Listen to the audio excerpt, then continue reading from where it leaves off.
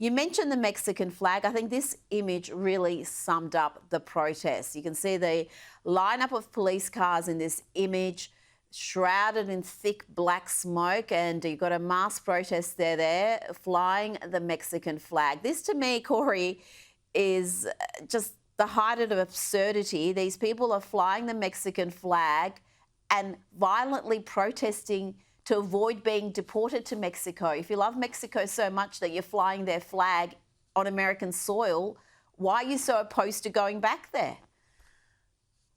Yeah, look, this is an invasion. It's an insurrection, if you want to take the words from the left and use it right against them. But look, I mean, this Los Angeles is supposed to be the home of the 2028 Summer Olympics. And all we have right now is their public officials using mental gymnastics to defend the criminals, the rapists, and the murderers, and not the victims of all these crimes. So, we already forecast in 2030 that California is going to lose 4 electors because they're losing population already. More people are going to flee California. They have beautiful beaches. They have a great weather, but they're still losing population because they have numbskulls running their state into the ground. Well, they do. And as California is in disarray, you've got in New Jersey, UFC 316 was underway, and Trump was there, and his now customary walk-in occurred again to thunderous applause.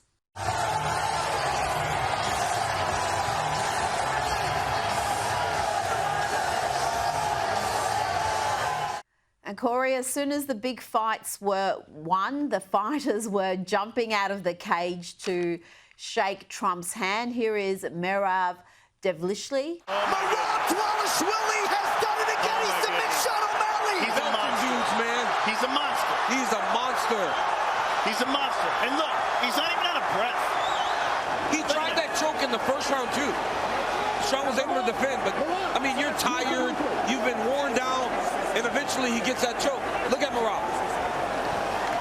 Second meeting, more dominant than the first. Judges not needed tonight. Corey, there certainly has been a big cultural shift in the States, more so in sport than in entertainment, but you are seeing Trump embraced these sporting events, particularly the UFC, but also football games, and he's enormously popular with even in places you wouldn't expect him to be popular. New Jersey is a blue state.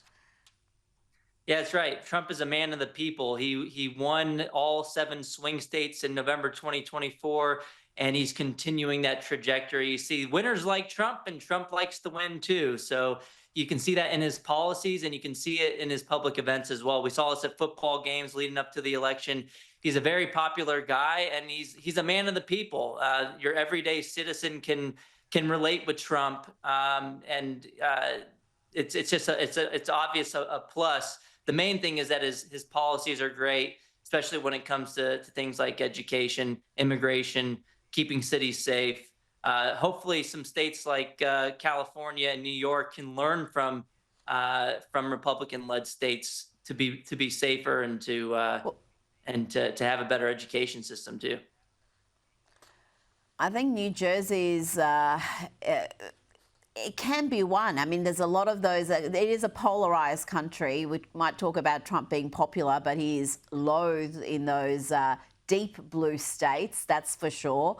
But I think New Jersey is one of those ones where at the next election, or maybe the one after, it could become a red state, because the people there are sick of the Democrats abandoning them and the issues they care about. They have become so radically left. So unless the Democrats find their way, they're in danger of losing states like New Jersey.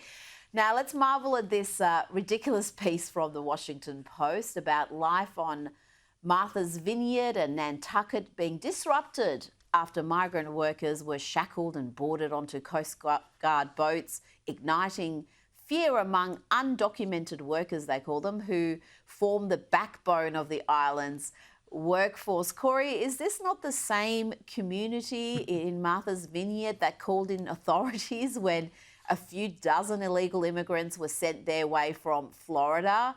I mean, they were removed within a couple of days, if I remember correctly. And now we're supposed to feel sorry for them because their cheap labour's gone. Yeah, they're afraid that they're not going to have their low-cost labor. The elites over there want people to mow their yards and to serve them at the dinner table.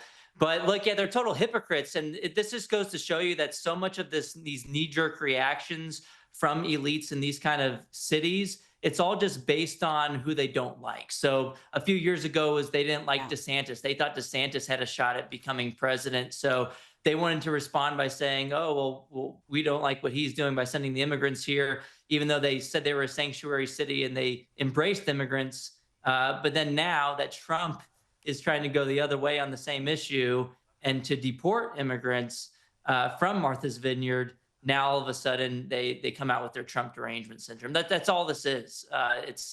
It's more of a political argument than anything else. And let's end with the media. ABC News has suspended correspondent Terry Moran after he posted the most unhinged diatribe on X imaginable about President Donald Trump and Trump's Deputy Chief of Staff, Stephen Miller. Corey, this was a crazy rant. He wrote, and he's deleted this, but the damage is done. He wrote, amongst other things, Miller is a man who is richly endowed with the capacity for hatred. He's a world-class hater. You can see this just by looking at him, because you can see that his hatreds are his spiritual nourishment. He eats his hate. He eats his... Corey, this is demented even by ABC standards. I could not believe this. I thought he'd been hacked, but no, he's responsible. Yeah, it's a classic case of pure projection. I mean, you can see his hatred just seeping through that tweet. He later deleted it. Maybe he was drunk when he was tweeting this. I don't know what happened, but it's very surprising to me that ABC is actually doing something about it. I would have figured that he would have got a promotion at this left-wing news outlet. He might at the end. He's only suspended, Corey. Yeah, He's so not we'll see sacked what yet. happens. We'll see what ultimate. Yeah, maybe when it blows over, he'll get a raise or something in a couple of months.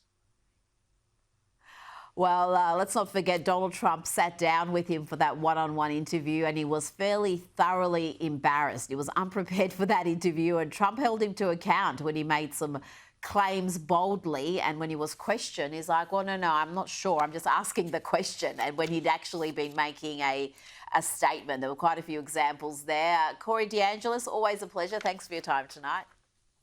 Thank you, Rita. Good talking to you.